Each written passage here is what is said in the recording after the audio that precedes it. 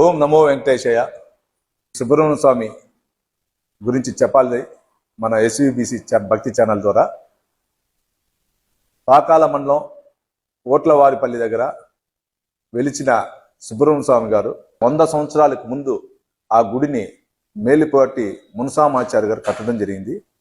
ఆయన నిరంతరం తపస్సు చేస్తుంటే సుబ్రహ్మణ్య స్వామి గారు కళ్ళలో కనపడి, నువ్వు పలానా చోట గుడి కట్టు అన్నప్పుడు, గుడి కట్టేదానికి వెళ్ళాలనుకుంటే అక్కడ ఒక గుండుండి కట్టలేకపోతున్నాను స్వామి అని మొక్కుకుంటే మరుసటి రోజు ఆ గుండు పైన ఒక పిడుగుబడి దారి ఏర్పడిందని కూడా చారిత్రాత్మకంగా అక్కడ ఉన్న నిదర్శనం.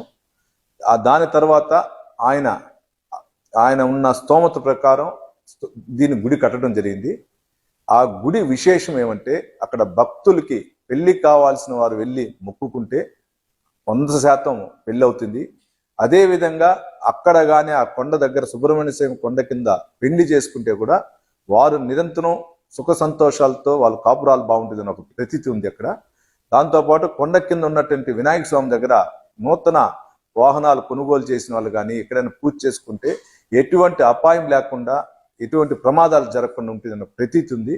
అటువంటి సుబ్రహ్మణ్య స్వామి ఉత్సవాలని ఈరోజు ఎస్విబిసి ద్వారా రాష్ట్రంలో ప్రజలకు అందరికి కూడా చూపిస్తాను. మాకు ఎస్విబిసి ఛానల్ కృతజ్ఞతలు తెలియజేసుకున్న చంద్ర నియోజకవర్గం ఎమ్మెల్యేగా. ఈ ఎన్డీఏ కూటమి వచ్చిన తర్వాత వివిధ అక్కడ ఉన్నటువంటి టోటల్ అంటే ఎవరైతే ఆ సుబ్రహ్మణ్య స్వామి గుడికి సంబంధించిన భక్తులు ఉండొచ్చు, వాళ్ళందరి ద్వారా కూడా సొంత దాతల ద్వారా రోడ్లు వేయటం జరుగుతుంది. వివిధ రకాలకు సంబంధించిన డెవలప్మెంట్ చేస్తున్నాం. లాస్ట్ ఇయర్ అంటే ఈ 2024, 25 2 సంవత్సరాల్లో తీసుకుంటే ఫస్ట్ 24లో సుమారు 60,000 మంది రావటం జరిగింది. 25వ సంవత్సరంలో సుమారు 1,10,000 మంది రావటం జరిగింది. దక్షిణాదిలో ఏ విధంగా తిరుత్తని ఆడికృతి రోజు ఫేమస్, ఈ ఉమ్మడి చిత్తూరు జిల్లాకు కూడా 2వ తిరుత్తని కూడా ఇది ఫేమస్. ఆ ఆడికత్తి రోజు కావిళ్ళు తీసుకుని వెళ్ళి ప్రజలందరూ వాళ్ళ యొక్క మొక్కుబడి తీసుకునేది ఇక్కడ చాలా ఎక్కువ. అది ఇప్పుడు ఎక్కువ అవుతా ఉంది. ఇక్కడ వచ్చే ప్రతి భక్తునికి కూడా స్థానికంగా ఉన్నటువంటి ప్రజలందరూ కలిసి సొంత డబ్బుతో కూడా అందరికీ అన్నదానం చేయడం జరుగుతూ ఉంది. ఎందుకు వస్తే అందరికీ ఆ పాకాల మండలంలో ఉన్న గ్రామస్తులతో పాటు చుట్టుపక్కల ఉండే వాళ్ళు అందరూ కలిసి కూడా చేయటం జరుగుతుంది. అంటే ఇంతమందికి కూడా చిన్న అపాయం లేకుండా, చిన్న ఇది లేకుండా అంటే ఆ స్వామి యొక్క కృపని కూడా మీ ద్వారా తెలియజేసుకుంటున్నాను.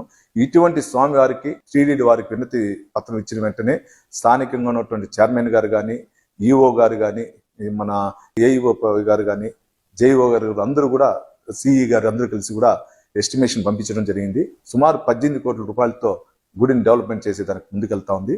అంటే ఇది ఎందుకు చెప్తున్నట్టు, ఈ ఎన్డీఏ కూటమిలో ఎస్విబిసి ఛానల్ ఇటువంటి ఛానల్ ద్వారా ఇటువంటి గుళ్ళు కూడా డెవలప్మెంట్ జరుగుతుంటే ప్రజలకి చాలా సంతోషంతో పాటు భక్తి ఇంకా పెంపొందిస్తుందని కూడా తెలియజేసుకుంటున్నాం. వాడికృతిగా 4వ తారీఖు నుంచి 5 రోజులు జరుగుతుంది. భక్తులందరూ కూడా ఇక్కడ వచ్చి మీ సుబ్రహ్మణ్య స్వామి యొక్క కటాక్షాలు పొందాలని కూడా కోరుకుంటూ ఓం నమో వెంకటేశ్వర.